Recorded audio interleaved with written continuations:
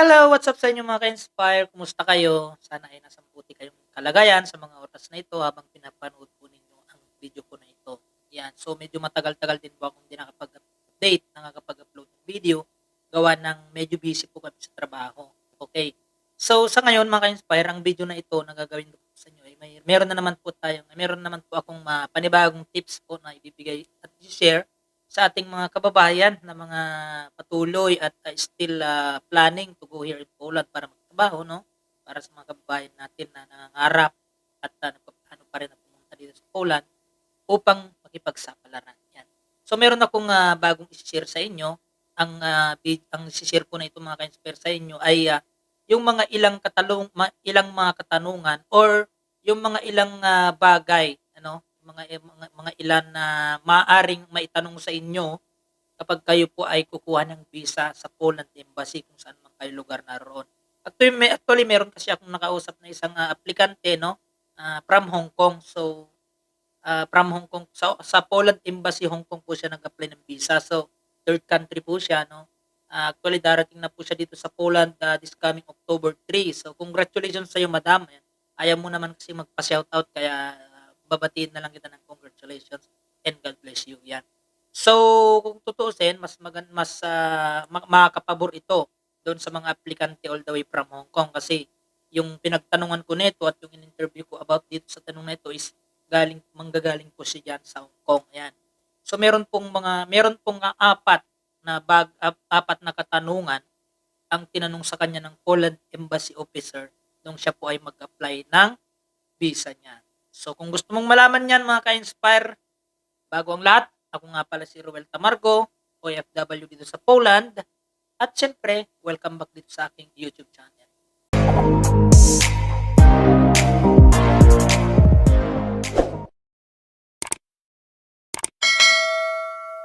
So kung bago ka pa lang dito sa aking YouTube channel mga ka-inspire, I encourage you or hinihingi ko na sana ay huwag mo namang kalimutang mag-subscribe, mag-like at mag-comment sa aking YouTube channel, no? At syempre, i-click mo na rin yung bell button para updated ka sa mga bago nating video or sa mga bago nating tips na ibibigay at i-share sa inyo. Yan. So, punta na tayo mga ka-inspire sa topic natin. Poland Embassy interview. Ito yung maaari o ito yung kadalasang tinatanong nila, no, sa Poland Embassy kapag tayo po ay mag-a-apply ng visa para po maaprubahan po yung ating mga visa. So, masasabi ko po na tips ko po sa inyo mga ka-inspire, bago po ninyo or bago po kayo pumunta sa Poland Embassy or bago po ninyo iabot yung mga requirements, no, sa Poland Embassy officer, kailangan po mga ka-inspire ay i-take note or sabi na i-memorize at i-save na po ninyo sa inyong memory ang mga bagay na ito. Kasi ang itatanong kasi nila kadalasan based on your documents. Nakabase po doon sa mga documents na ibibigay mo, doon sila kukuha ng mga questions, ng mga tanong sa iyo. Doon din nila kukunin yung mga itatanong mga itatanong nila sa iyo. Bubulol ako mga ka-inspire. Pasensya na kayo mga ka-inspire. Pagod lang siguro. Okay. So, question number 1. What is your purpose to go in Poland? Yan.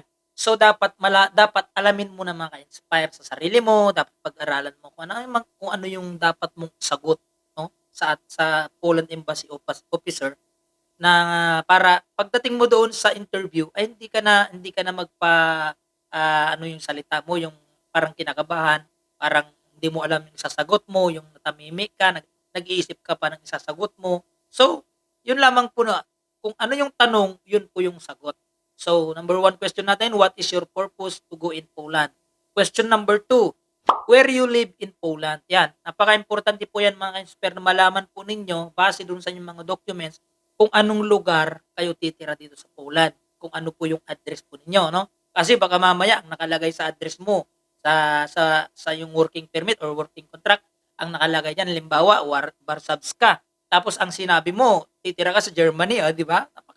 So ibig sabihin mga ka-inspire, kung ano yung sagot niya, yun dapat kung ano yung sagot doon, kung ano yung nandoon sa yung mga documents, yun dapat yung maisagot mo doon sa mga tanong na kinuha nila sa documents mo. Okay.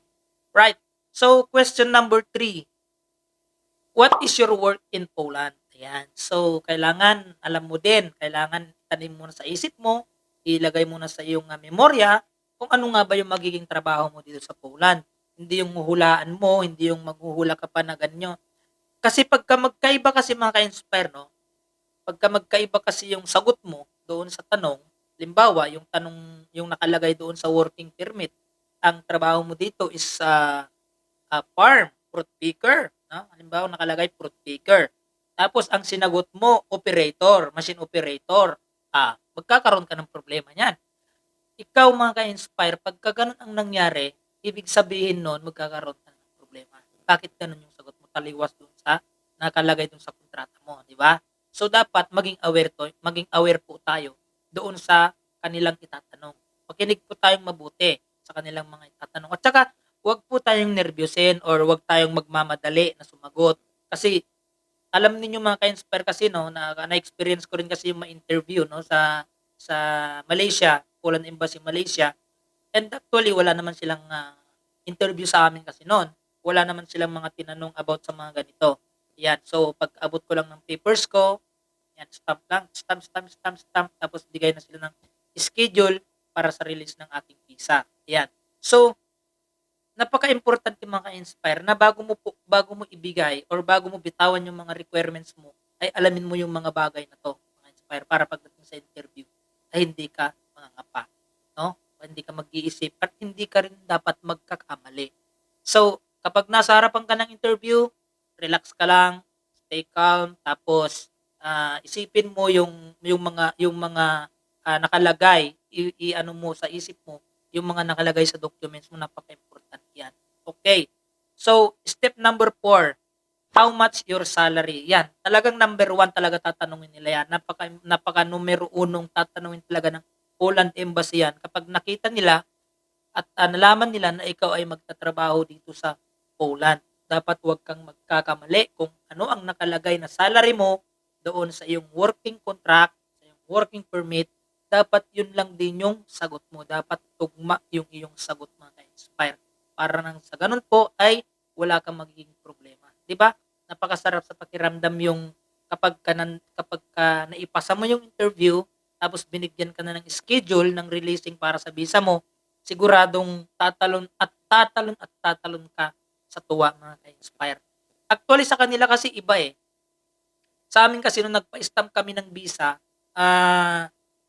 pagkaabot ko 'no, nung aking mga documents, pinaupo lang ako. Sabi maghintay lang daw ako. Tapos chineck nila, yan, check lahat ng mga documents. Tapos pagkatapos ng check mga ka-inspire, stamp lang ng stamp yung officer. Yan. Stamp lang ng siya ng stamp ng stamp.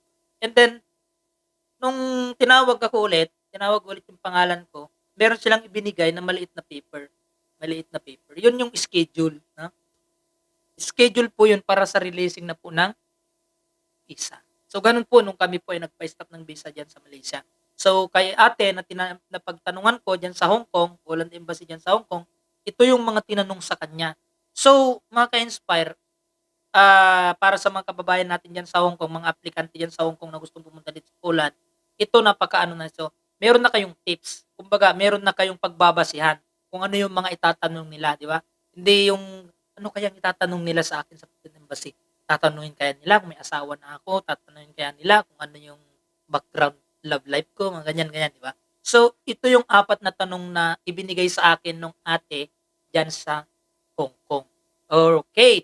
So, yun mga ka-inspire, 4 na katanungan po yung naibigay po natin sa inyo na maaaring magbigay ng guide, magbigay ng tips sa inyo para po hindi na po kayo magkaroon ng kaba sa dibdib ninyo. So, maraming salamat po kay ate na nagbigay sa atin ng tips para maibahagi po natin. Okay, so maraming salamat mga ka-inspire sa patuloy po na pagsuporta at pagtangkilik at sana po ay nagustuhan po ninyo ang video na ito at panibago natin tips mga ka-inspire natin. Maraming salamat po.